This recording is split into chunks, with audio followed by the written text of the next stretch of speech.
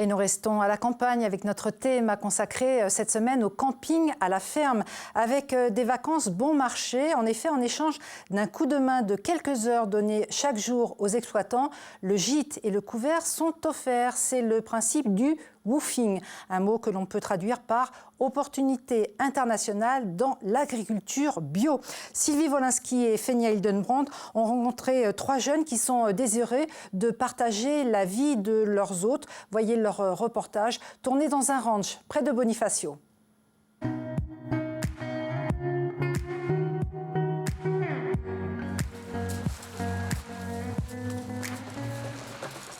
Découvrir un nouvel horizon, Camille en rêvait.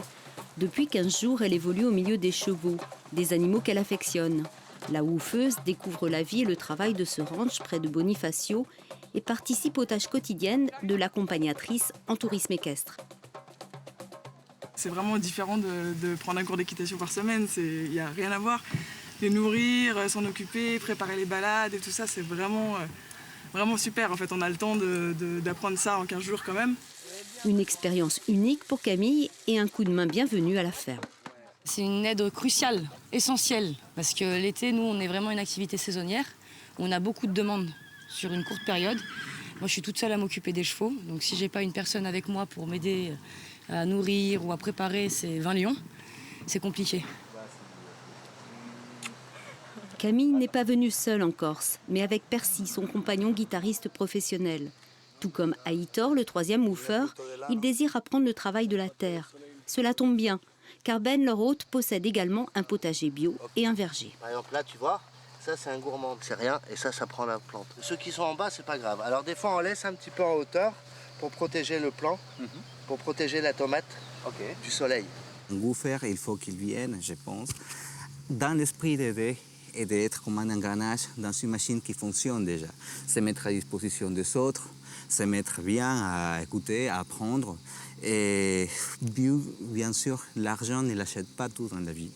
C'est ce qu'on a trouvé ici dans les woofings, on ne passe pas un séjour en tant que touriste. On rencontre les gens, on rencontre la personnalité corse, qui c'était très accueillant, il faut le dire. Il ne faut pas tout donner à un bon chien, hein. Partager avec... Les woofers sont logés et nourris au sein de la famille et Ben les considère comme des amis. L'esprit woofing repose sur 3 piliers, la confiance, la tolérance, la générosité. Question humaine, on est vraiment sur un échange et c'est ça qui fait la force un peu du woofing. Ça veut dire qu'on trouve différentes cultures, différentes personnes de tout âge. Hein. J'ai eu des woofers de 50 ans comme j'en ai eu de 23 ans, avec des parcours complètement différents. Et voilà, c'est vrai, c'est très, très riche humainement parlant en tout cas. Ici, seules 2 candidatures sur 20 demandes sont retenues pour des woofers ayant un réel projet de vie. Et l'accueil dépasse rarement 15 jours. Exception faite pour Aitor. Elle m'a tout appris. Tout appris depuis le début. Mais comment planter, même la position pour mettre les mains, comment refaire les sillons, pour utiliser la sape, pour élever les gourmands, tout, comme cueillir les tomates. Même comme mettre les cannes et comme les couper. C'est rigolo. Je les ai vus nets comme ça. Maintenant qu'elles sont grandes, elles commencent à me donner des tomates. C'est incroyable. Pour moi, ça me met la chair de poule.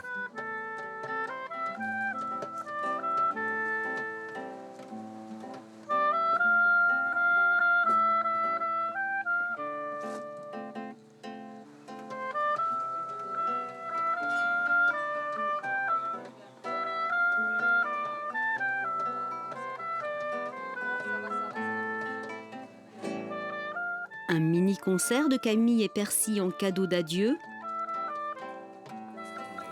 Merci Ben. Allez, rentrez bien et merci à vous aussi pour remplir la guitare.